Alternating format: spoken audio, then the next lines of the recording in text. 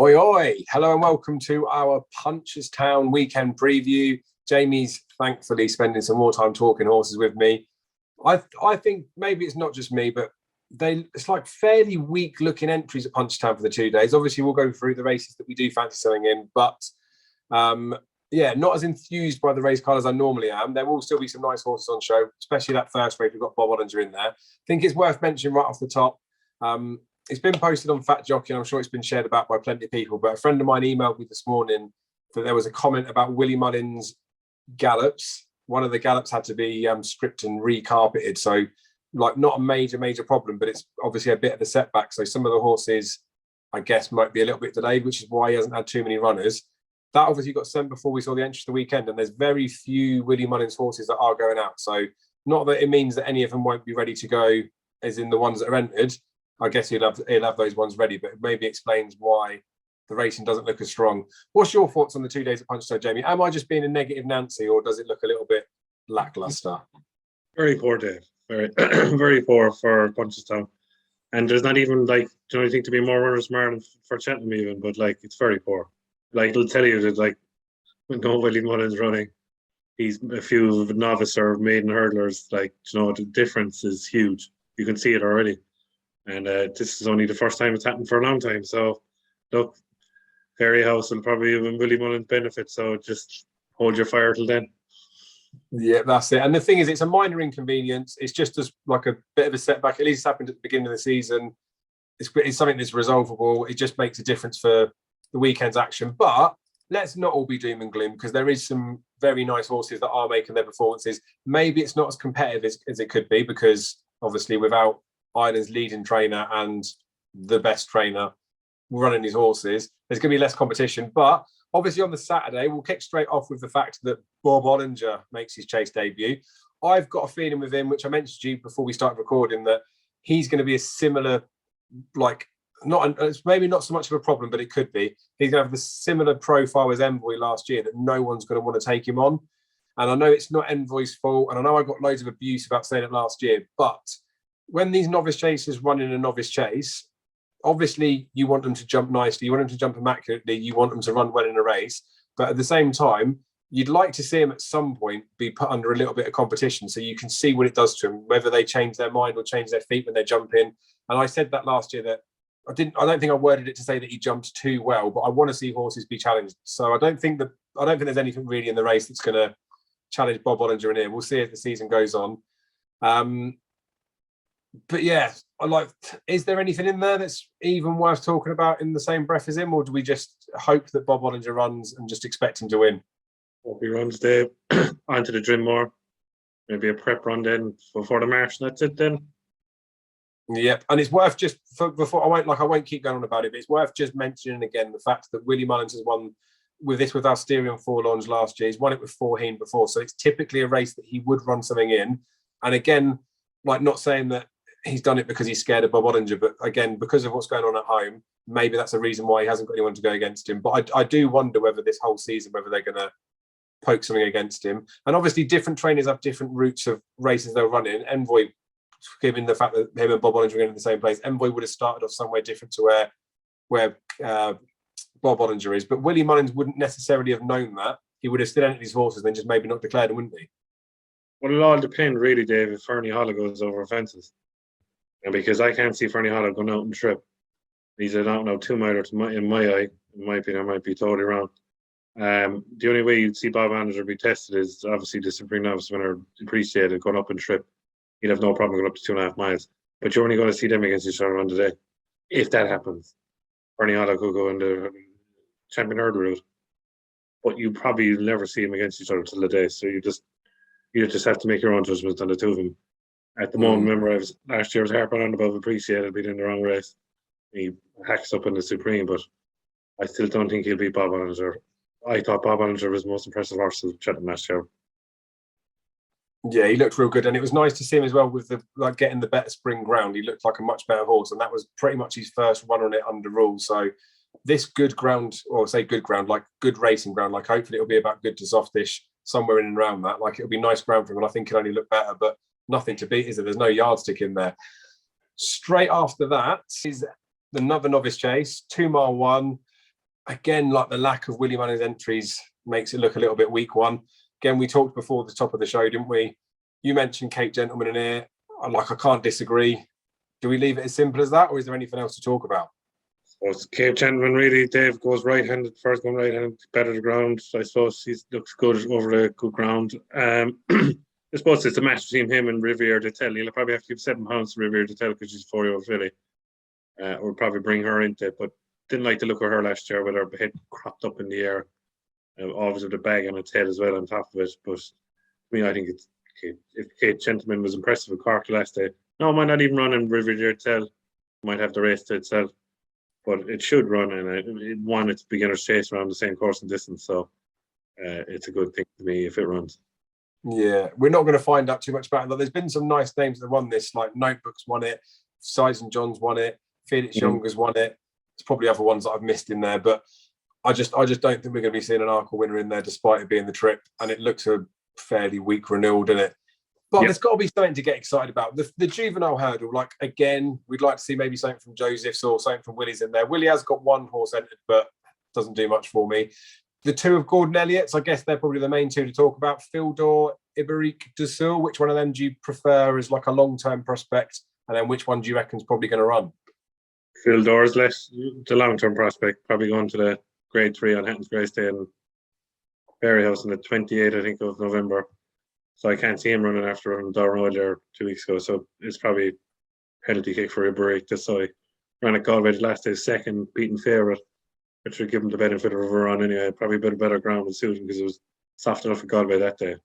After that day, if it's poor, and look, if he probably trot around, he'd probably win. If something comes out of the woodwork, it's up to yourself. Yeah, I don't think, because I used to always prefer, especially with the juveniles, I used to prefer the ones that were like later seen on the scene. So they might run in the 3-year-old at Christmas time, then you might see them running the spring juvenile, and then like you get those bits of line like the fire class Mr. Adjudicator, they get the chance to step forward with it. These ones that come out quite early in the season, and I know it worked out nicely for Quillixolos last year, but I prefer him to be running later in the season. But this is Gordon Elliott's method, isn't it? He dots up in these races early season because he knows that Willie holds back a bit, and then he's had the benefit of ripping up his carpet and getting an extra couple of weeks out of it, probably, isn't he? Yep. We've then got a rated novice hurdle, which wouldn't typically be a race I'd look at because, being the snob that I am, it's limited. But over in Ireland, this one skips up to 130. You just get an extra £1 for every official rating mark you are over 120. So that does bring in the potential of Purple Mountain for Willie Munnings to run in here. I think if she ran, she'll be short, but she'd win, wouldn't she? She should do, Dave. She gets allowances being a mare. She won a Grade 3 last day at Tipperary. San Salvador fell at the last, but he was only 6th there the weekend at Navan. And be getting overly excited about the form Millennium. Last year, I quite like the form. The form's not great, but I quite like the look of that Art Moore horse, the Pre-Sleep. Won a Clonmiller, more run of the mill early in the end of the season last year. He was after Cheltenham, just before Cheltenham. He hasn't been seen since. He won easy, made all. I suppose the only other one that after Purple Mountain and what's his name, Pre-Sleep, would be a horse called Sit Down Lucy of Peter Fahey's. It was second to Impervious in the Grade 3 at Downroyal. It was all the way there to the last with Impervious. Impervious just kicked on after the last and won by 5 lengths. The third was Glan of Gordon Elliott's, and she was a decent bumper horse last year, won 2 bumpers. So she definitely interests me if she ran. All depends on Purple Mountain, but if it's Sit Down Lucy, Pre-Sleep, maybe a bit of each way value on top. Yeah, it could be, couldn't it? And then we've not mentioned Gordon Elliott's Top Bandit, the one at the October meeting at Cheltenham. That was smashed up as well, 13-2 into 15-8 fav. Got a bit lucky, Dave. Got a bit lucky. There was no good enter. Yeah, and I do just feel like, as much as he was smashed up and he won, as much as I love Cheltenham, like the October meeting coming over and winning a maiden hurdle over there is like, it's not the strongest form. But then potentially, because this is a rated novice hurdle, doesn't need to be necessarily the strongest form to feature. But I suspect he'll take up a lot of the market if he runs, wouldn't he? Same as Purple Mountain probably would. So the fact you've mentioned a couple against the field, hopefully there'll be enough runners for some each way juice, wouldn't there? Definitely. Then there's a mid-distance 2 mile free maiden hurdle. I skimmed through this and my eyes almost bled at how weak it was. Holy Macapony won it last year. Anything that interests you? Same colours again, Dave, from Holy Macapony Miller, and I suppose the one that says a breeding is life in the park. Fell on its point by Walk in the Park related to Willie Mullins' Juvenile. Look, it probably is going to be favoured on the reputation of being the same colour as the owners and the trainer. Look, it's up to you if you want to take a punt on it. The breeding is decent, but look, it's terrible. Terrible for Maiden Hurdle. But It's look, and again, it just echoes the fact that when the big trainers haven't necessarily got the runners in there, that the depth's not there. Or does this suggest that maybe Britain have now got the upper hand in the novice hurdle division because you've got really, really poor maiden hurdles going? You joke me. We'll see come Christmas then. Well, I don't think it's going to be. I don't think it's going to be 23-5 again.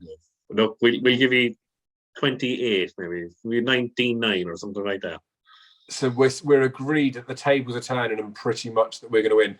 There's also, like, I like to look at the stats and the history of the races. The handicap hurdle after this, which is the penultimate race on the Saturday, where, again, like being a little bit snobbish, when you skim down the winning trainers of this race, it tends to go to a bit more of like a left field trainer. It isn't the sort of race that I'd be interested in. Like, I don't get involved in the handicaps nine in this early in the season. Is there anything that jumps out for you? No, move on. Happy days. And the sad thing is, as much as we may not have too much to talk about, there's no point us just waffling about races that we don't really have an interest in because it has no value to anyone. And we're having a chat anyway. We're only recording it for our benefit. Then we've got the bumper, which on paper, when you see American Mike's entered, you see Cool Survivors entered, looks reasonable. They're not going to take on each other. Which one do you reckon might come in? Hopefully, as you said, remember there that was probably one of the last horses the Gigginstown bought, wasn't it? Cool Survivor. Probably run here, yeah. Look, Gordon Neely has loads in here. Fame After Glory won at Wexford the last day with Patrick Mullen, but he got his own way in front. The same day, I think he clapped the rear one that beaten there. I think it was Bank Holiday Monday over here in Wexford. The ground was terrible. Soft, very soft for Wexford. It usually is though. But no, if he's Manila Crooner, apparently he's going to the Bumper Cheltenham on Sunday. Then his Smooth Player could be another one because he normally runs that Allwell Construction there, but with like that Top Bandit colours there and Mighty Potter colours. He might come here, but he won a bumper already at Galway and Bank Holiday weekend as well. So it probably going to be the day for Cool Survivor. He's probably going to get rid of all American Mike and Bravo team is another one for the Pioneer crowd. He's going to probably an odds-on poke, and it's up to you if you want to waste your money on him. It's a sad state of affairs, though, because not a sad state of affairs. Like I'm more than happy to watch horse race without having a bet. This season, with being more disciplined, I've had very, very few bets. Like I've had a few sociable ones, lack of discipline more than anything on those, but they've only been for like really small stakes. When this sort of thing happens, it's semi-annoying because you like to have an opinion, you like to have a couple that are going against each other, and you like to get some substance to the form. But if it ends up being the case that you've got loads of 1 to 5 pokes and they all go and win well, then it is what it is. This is why the Chantry House and the big breakaway thing, like I get it, it was a 2-runner race, like everyone will say it's like a bit of a farce, but the conditions of it are what they are. But you could have a 20-runner race in Ireland, and if one of them's an absolute worldie and the rest of them are pants, there's no point the other ones being there. Like you're not going to learn anything from it other than their well-being, and there's no right or wrong thing about that. The case is not as many horses running, and whichever runs in the race, they can only beat what's in front of them, can't they? The day of the 30-runner Punchestown maiden hurls are long. I mean, you remember Hurricane Fly when he's maiden hurl in May of whatever before he went on then to win the Royal Bond. He was a 6 to 4 post, and he was 9 to 1 to field, and there was 30 runners in the race. You don't see that anymore. That day's gone, long gone. So there's too much racing now. Compared with there's too much racing. Even in Ireland, there's too much racing. And we only race the odd Tuesday, the odd Thursday. Fucking that waste of time above and Dundalk, and then the weekends. That's it. It's done it a bit of a favour though if that does happen. The fields go down because the amount of times that you'd see horses running in these maiden hurdles, 20, 30 runners against one of Willie Mullins or Gordon's big horses, they'll be 50 lengths back. How on earth does a handicapper rate what the horse has done? Because you can't see what they're up to, can you? Yeah, it's terrible. Beauty. Well, anywho, we'll move on to Sunday, which, like, Sunday at Cheltenham's the best of the 3 days, I think. And it is. The Sunday at Punchestown is the better of the 3 days. We've got the first race is the 3 mile chase. Alpha de Zobo's in there, so we've got a reasonably big name. I got excited when I saw him, thinking, oh, there might be some competition in there, but pretty weak looking race, isn't it? I think Alfred Days Over was going to chat him on Friday. That's what Gordon Elliott said. There couple in here, Dave. Call It Magic took the wrong course the first during the week of Punchestown of the festival. Then this was the cross country race on the last day of Punchestown, and Call It Magic won 25-1. But I backed a horse of Robert Tyner's called that day because of the ground. Now he's gone to Peter Matter. Blast of Coleman. He was well back. I think I got him at 7s on the day, and he ended up 11-4, joint favourite or favourite nearly. I'd like to see him. The ground stay good. There's a race in him over that stupid Banks course in Punchestown. The only other horse that has course and distance form in the race is Jesse Harrington's horse, Never Rush a Con. I think he's won this race before. He's the 10-year-old now. But if you're going to nail me to the master, definitely a race in this Blast of Coleman. It just is. I think that he's a chance, and the rest, like Bradley Boker Bridge is running. Like, how many times has he run around the course and distance? But for me, it's Blast of Coleman would be my pick if he runs. Yeah, Never Rush a Con did win it last year, didn't it? Stand Up and Fight's an interesting one because a few years back, I was told that it was going to win the Fox Hunters, and then it never. Well, it was told it was going to win the Fox Hunters at Aintree, and they didn't even run. And like obviously now it's doing its thing over this sphere. Is that they're the sort of races where you can have like a bit of an opinion in, but I just wait and see what they smash up when the market's open, because normally the money. He'd probably be favourite to it. Yeah. He was third in the Latouche Cup over 4 miles. He probably didn't stay, so he's definitely going to be favourite. So, and that's the thing. Whether you it's whether you want to get stuck into a shorty, like if they start back when the money comes in, and again, it's a bit of a novelty race. And he could jump the first and then go up that bank thing and slip and fall. And that's the end of that. Like, so the beautiful thing is, because there is so much racing on both sides of the season, like we've basically, you've got to be a bit more patient, haven't you? If you wait till the second race on the Sunday, it's the Florida Pearl Novices Chase. I love this. It's a grade 2. Like, just to run through some of the previous winners, because I know I don't want to poo-poo some of the horses in here, but like I feel like there should be some better winners in this race than there historically are. And this race, like the field that we've got in here, probably is going to be the same thing. Like, there's going to be a nice winner of it, but they're not going to be potentially grade 1 horses. Pensive led won it last year. Battle Over Doylen won it before that. Atoir Fields won it in the past. Back in Focus, that went and won the National Hunt Chase, didn't it? But other than that, they're all horses that win this, and then they don't tend to then go on and be proper grade 1 winners. You know who I like in this race, so I can just let you poo-poo me anyway. But I genuinely think this horse was always going to be a much better chaser. I think he was a tiny, tiny horse anyway. He was running his bumpers as a 4-year-old. I watched the race like as a replay, but I haven't really gone into it in any depth to see if he has grown. Like, I'd like to see some footage from Punchestown on Sunday to see how big he is. But 6-shooter, I do like as a horse. I still don't know whether he will make it to full-blown grade 1 quality. But this sort of level, where I talk about those horses that maybe don't reach the dizzy heights, this looks well within his grasp.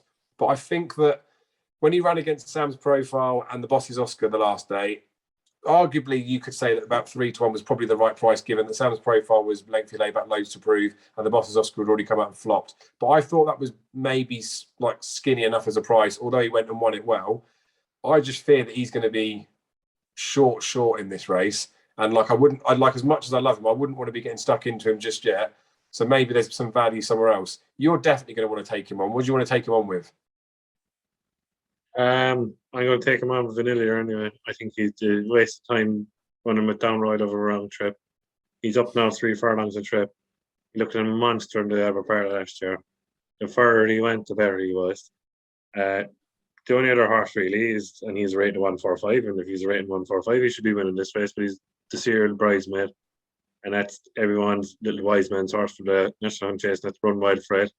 I've got back to from the Irish National, and I'm going to lie. Look, he'll have to go and actually win a race first to actually change my mind on him, to see if he's National Hunt Chase horse, because he has the profile for it. Second season novice, not winning like Galvin was. But I would go with Vanilla because there's potential there. He's potential to be better than the two of them. It's just my opinion. I'd have to agree with it as well, because as much like the Albert Bartlett's got a better race over the years, and everyone says that. But I've always liked the Albert Bartlett, because as much as you might not necessarily get like you do get lots of good horses that win the Albert Bartlett, and then they maybe like just miss out at Cheltenham after, but you do end up getting Grade 1 winners of it.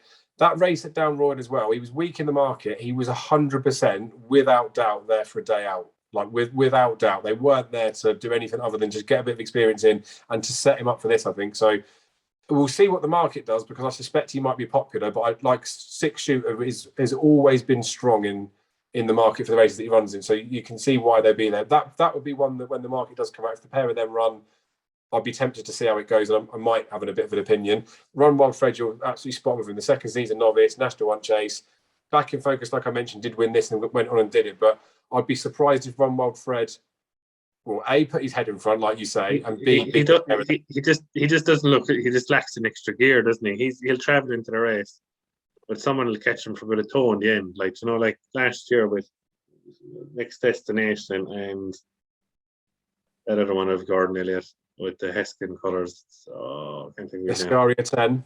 Iscaria 10. They look like plotters, where Galvin had the extra bit of zip at the end from 2 mile to 2.5 mile speed.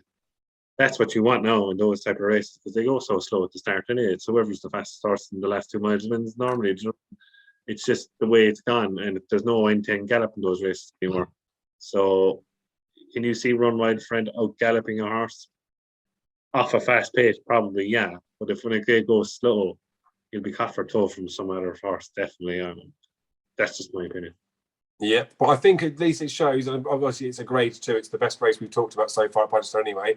At least it starts to get a bit more exciting on Sunday, doesn't it? Because that is something that's going to have form lines and repercussions as the season goes on. Like I say, not necessarily always in the grade 1 spheres, but there's plenty of other races to pick up and plenty of other opinions to have with it.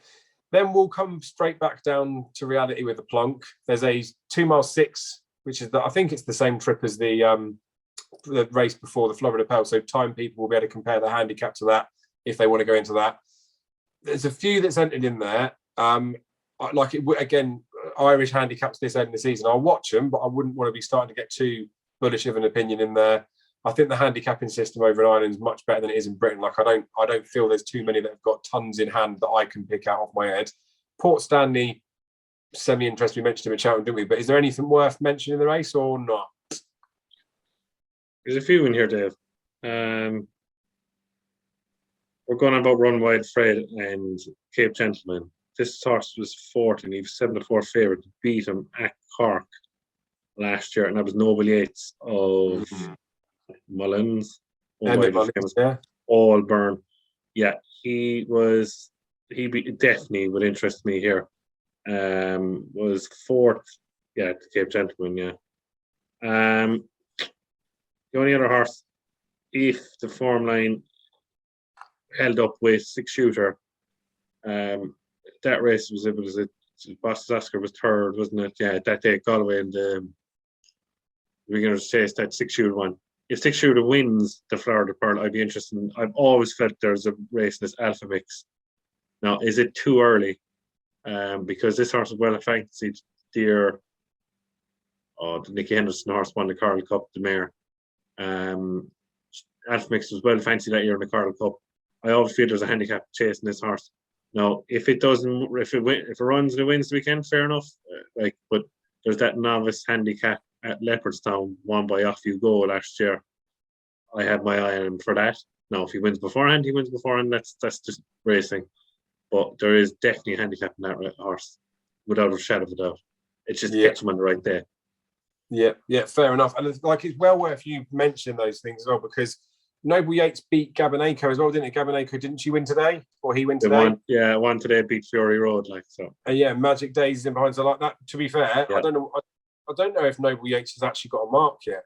I need to check on the IHRB for that, but don't know. But that would potentially be an interesting one. And not to be rude to Emmett Mullins, but again, when you go through the history of the winners of this, Thomas Mullins, McLaughlin won it, John Johannan, Dempsey, Taff, it isn't your Elliots and William Mullins or them that are winning it.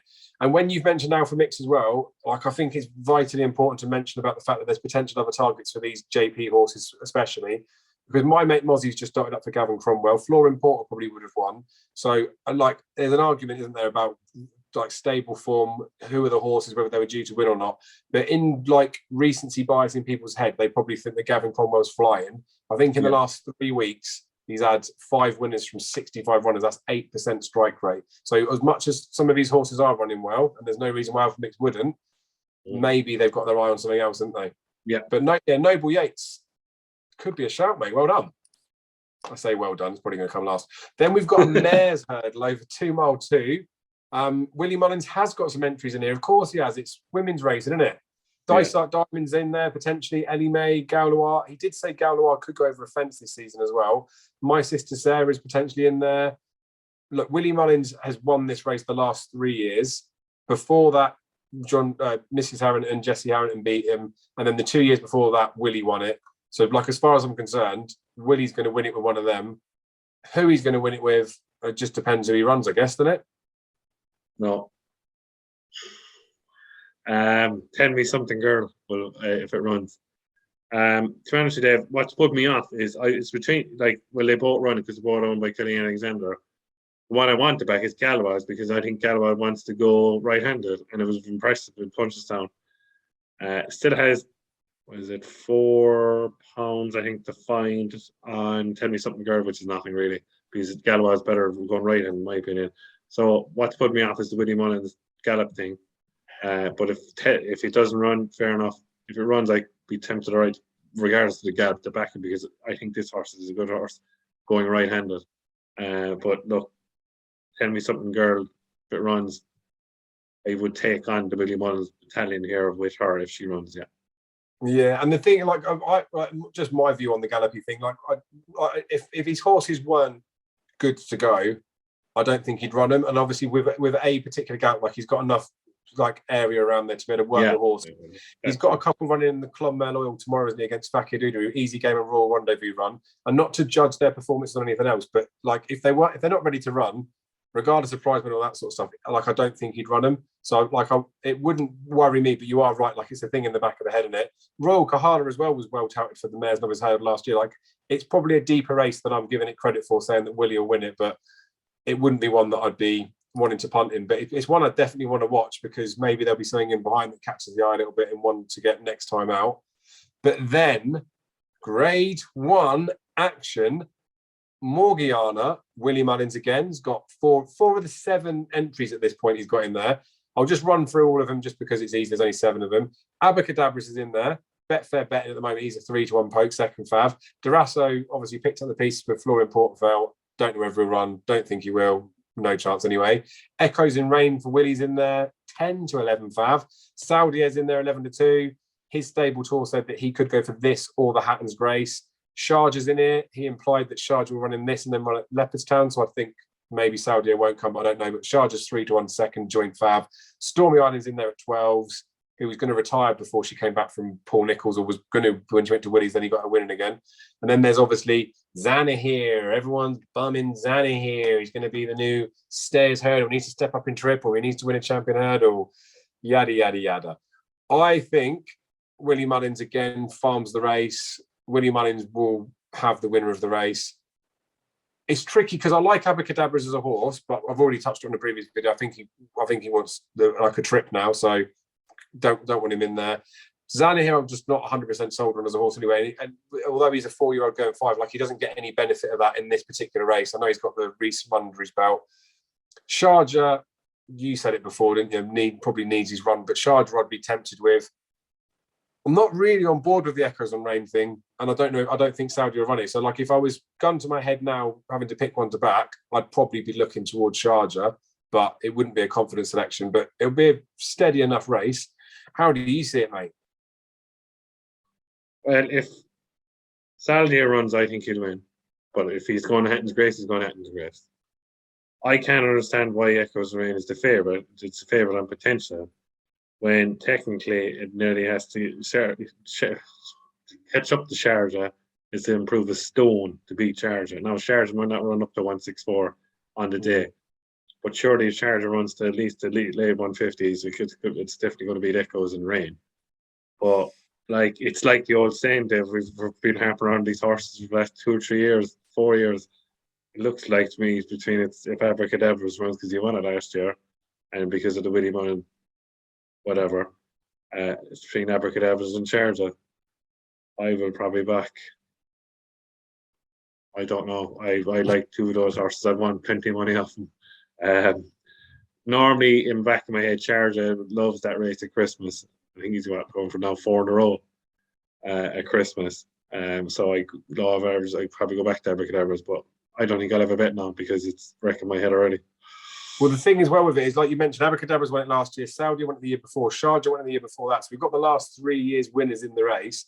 And like you say, Echoes and Rain's gone there as Fav. We did talk a bit about the race before we even saw the market priced up. And you were thinking that you fancied Echoes and Rain, didn't you? Thinking, oh, she's got to find a stone or £20 or whatever. Like she'll be a bit of a value punt. And she's gone in as a 10 to 11 Fav. And again, it's all down to people's individual opinions. But that's where, like I mentioned to you, like I think the value argument has to come in. You look at the race pre-market and you think they might price this one up at 5 or 6 to 1, and it's not a 5 or 6 to 1 poke. Then when they put it into the 10 to 11 poke, she could easily go and win, but you're not backing her at that price. And then it half makes you think she's too short. Let's find something to take her on with. And then you're just having a bet for the sake of having a bet on you. And it's a tricky one to find. But I'd be semi-tempted with Sharjah, but like I don't think I'll have a bet in the race. It will be a good race to watch. But we know historically this is a race that obviously can be very fruitful for as the season goes on. But in those like the more recent years, I think it's just sort of a stepping stone for everything to go on to something else later in the season, I guess now, isn't it?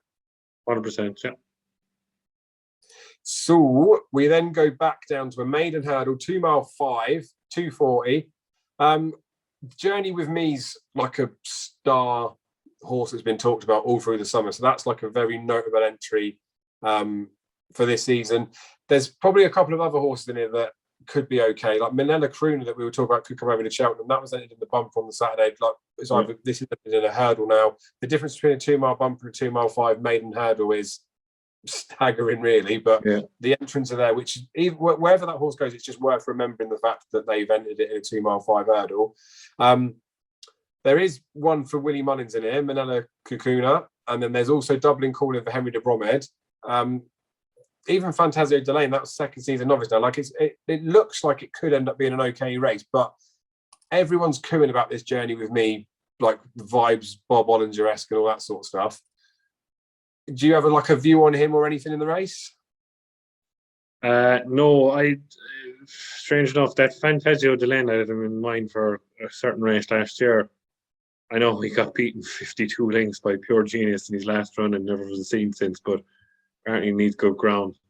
I'd be interested in him, just to watch him and see how he gets on. But Journey with Me, to compare him to Bob Olinger is nonsense in my book. Absolute bonkers, people's opinions, just because you want the same races. He looks an out-and-out plotter compared to a speedier Bob Olinger. Look, he'd probably win this, and he'd get overhyped like he has. Like he's in nearly everyone's 10 to follow and writing up with prospects for the year. Like, but look, he probably will be a decent horse. Like, there's no question that. But if he's going to win a Ballymore already, you must be joking me. Like, it's too early to be saying that. Like, and maybe he'll end up in the Bartlett. Like, but look, that's up to. We'll see further down the line. It's too early yet. Way too early. Definitely. And while this might not be the deepest of race, like again, we might not have bundles of graded horses in the race. There's enough depth in there that if he wins on the bridle easily, then you can start to say he's got the potential to be an absolute worldie. If he wins this and just wins it a little bit, again, it's a deep enough race that you say he looks like a good horse. But if he's not winning this on the bridle, then he isn't a grade 1 horse as far as I'm concerned. Mm-hmm. But it's good. It's nice to find these things out. Then you kindly spotted this. The 315s on the Sunday, it's a new race. It's a Potemps qualifier. And we were looking at the terms of the Potemps qualifier because there's 2 in Ireland, as far as we know. They're not going to get rid of Leopardstown at Christmas because that's where most of the winners or good form lines come from anyway. So the one in February, you are quite right. There's one that used to be held at Punchestown in mid-February that's now gone. I know people like to look at their plot horses and like to see the historical trends that trainers follow with it.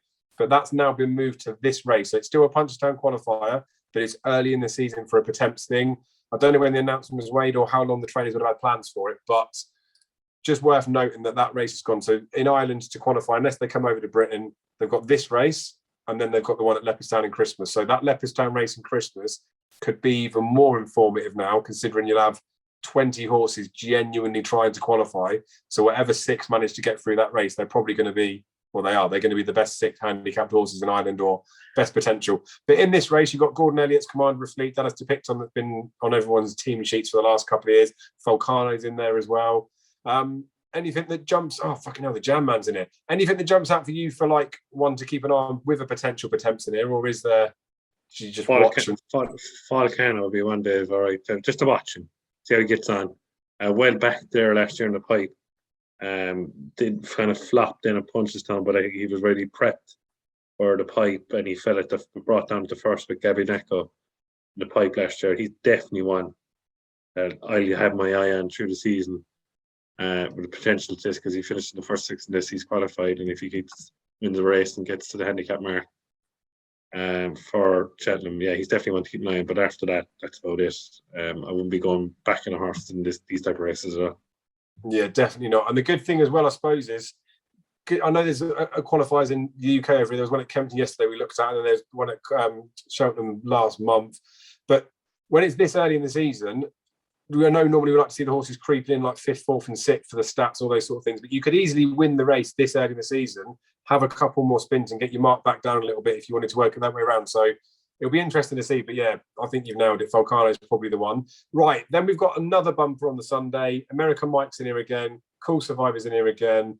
There's a couple of Munir horses in here for Crawford, Holm St. George, Ballycoos. Just depends what's going to go. Do you think American Mike is definitely going to swerve this meeting this weekend, or do you reckon it might run in one of the bumpers and Cool Survivor? It could. Probably either. It might be either or. Dave. American Mike was impressive, but the Munir horse there, what's his name, beat another Munir horse at Down Royal, and then American Mike absolutely trounced that one. That Champion Geen was it or something? Absolutely trounced that at Down Royal. So they have no substance to form. I mean, to be honest with you, Ballycoos is a beat Champion Geen. I mean, like American Mike trounced it. So it'd probably either or there. That's about it, really. It's not great. Yep. It is worth noting, like, I don't know, but I would suspect American Mike might come in, because if you look at the previous year's winners for Gordon in particular, he's won it with Hollow Games, Malone Road, Sam Crow. So, like, in recent years, he's sent a real good one there. So, as much as he's got a few that could run here, and he could pick up the race with a weaker horse, I think it maybe fits him with his programme to maybe let the better ones go. So it'd be good to see him going anyway. So that pretty much wraps up the weekend from Punchestown. You happy to leave it there, mate? Yeah, but yeah, very good. Thanks very much. Superb. So thank you again for spending the time with me, mate. No bother. And then we'll hopefully back a few winners.